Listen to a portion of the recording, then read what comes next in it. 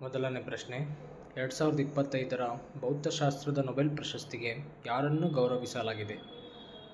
ಸರಿಯಾದ ಉತ್ತರ option D, John Clarke, Michel Devoret ಮತ್ತು ಜಾನ್ ಮಾರ್ಟಿಸಿನ್. ಎರಡನೇ ಪ್ರಶ್ನೆ, ಇತ್ತೀಚೆಗೆ ಅನ್ವೇಷಣ್ ನ್ಯಾಷನಲ್ ರಿಸರ್ಚ್ ಫೌಂಡೇಶನ್ ಯಾವ ಯೋಜನೆಗಾಗಿ ವಿಶೇಷ ಉದ್ದೇಶ ನಿಧಿಯನ್ನು ಅನುಮೋದಿಸಿದೆ?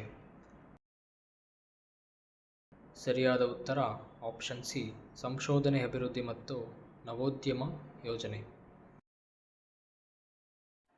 ಮೂರನೇ ಪ್ರಶ್ನೆ, ಎಕ್ಸಸೈಸ್ ಆಸ್ಟ್ರಾಹಿಂಟ್ 2025 ಭಾರತ ಮತ್ತು ಯಾವ ದೇಶದ ನಡುವೆ ನಡೆಸಲಾಗುತ್ತಿದೆ? ಸರಿಯಾದ ಉತ್ತರ ಆಪ್ಷನ್ ಎ, ಆಸ್ಟ್ರೇಲಿಯಾ. ನಾಲ್ಕನೇ ಪ್ರಶ್ನೆ, LXME ಪೇ ಭಾರತದಲ್ಲಿ ಯಾವ ಗುಂಪಿಗಾಗಿ ವಿಶೇಷವಾಗಿ ರೂಪಿಸಲಾದ ಮೊದಲ UPI ಆಗಿದೆ? ಸರಿಯಾದ ಉತ್ತರ ಮಹಿಳೆಯರು.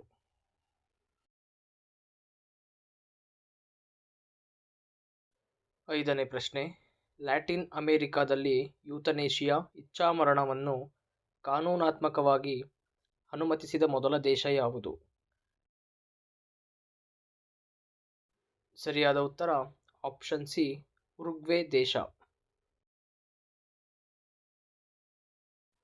ಆರನೇ ಪ್ರಶ್ನೆ, FIDE ಚೆಸ್ ವಿಶ್ವಕಪ್ 2025 ಆಯೋಜಿಸುವ ಭಾರತೀಯ ರಾಜ್ಯ ಯಾವುದು?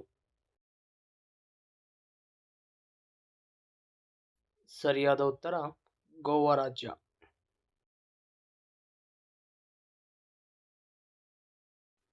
ಏಳನೇ ಪ್ರಶ್ನೆ, ಕಟ್ಟಾರಿ ಜನಾಂಗ ಮುಖ್ಯವಾಗಿ ಯಾವ ರಾಜ್ಯಗಳಲ್ಲಿ ಕಂಡುಬರುತ್ತದೆ? ಸರಿಯಾದ ಉತ್ತರ ಆಪ್ಷನ್ ಎ, ಮಹಾರಾಷ್ಟ್ರ ಮತ್ತು ಗುಜರಾತ್ ರಾಜ್ಯಗಳಲ್ಲಿ ಕಂಡುಬರುತ್ತದೆ. ಎಂಟನೇ ಪ್ರಶ್ನೆ, 2026ರ QS ಏಷ್ಯಾ ರ್ಯಾಂಕಿಂಗ್ಗಳಲ್ಲಿ ಭಾರತದ ಟಾಪ್ ವಿಶ್ವವಿದ್ಯಾಲಯವಾಗಿ ತನ್ನ ಸ್ಥಾನವನ್ನು ಯಾವ ಸಂಸ್ಥೆ ಕಾಯ್ದುಕೊಂಡಿದೆ?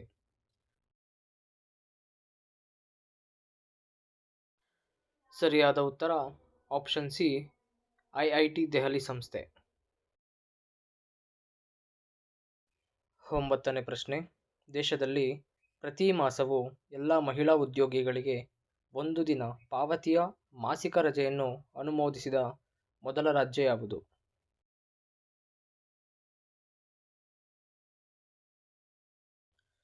ಸರಿಯಾದ ಉತ್ತರ ಆಪ್ಷನ್ ಎ, ಕರ್ನಾಟಕ ರಾಜ್ಯ.